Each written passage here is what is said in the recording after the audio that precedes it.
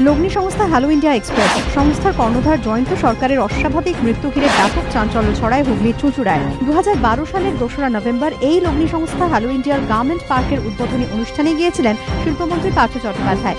ABP আনন্দের হাতে এসেছে সেই ফুটেজ। লগ্নি সংস্থার কর্ণধার জয়ন্ত সরকারের সঙ্গে এক মঞ্চে দেখা যাচ্ছে পার্থ চট্টোপাধ্যায়কে। অনুষ্ঠানে বক্তব্য পেশ করেন তিনি। সংস্থার সার্বিক উন্নতি কামনা করি এবং আমার যদি কোথাও কোনো দরকার হয় আমার সঙ্গে দেখা করবেন। শুধু সেক্রেটারির সঙ্গে দেখা করে অ্যাপয়েন্টমেন্ট নিয়ে ভাববেন না যে মন্ত্রী চলে আসবে। আপনারা ভালোভাবে কাজ করুন, আরো বড় হন। আমি শুনবো যে আমি এরকম একটি সংস্থায় এসেছিলাম যে আজকে কটন শিল্পে টার্মস ডিকটেট করছে। বাইরের লোক কখনো আপনার নিজের লোক হতে পারে না। সংস্থার উপর ভরসা রাখুন।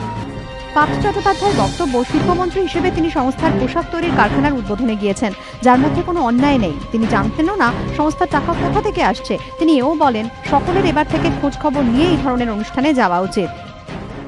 এরা এসেছিল আমার কাছে 100 জন দর্জিকে সেলাই কল দিয়ে একটি মুসলিম অঞ্চলে, খুব সম্ভবত মধ্যমগ্রাম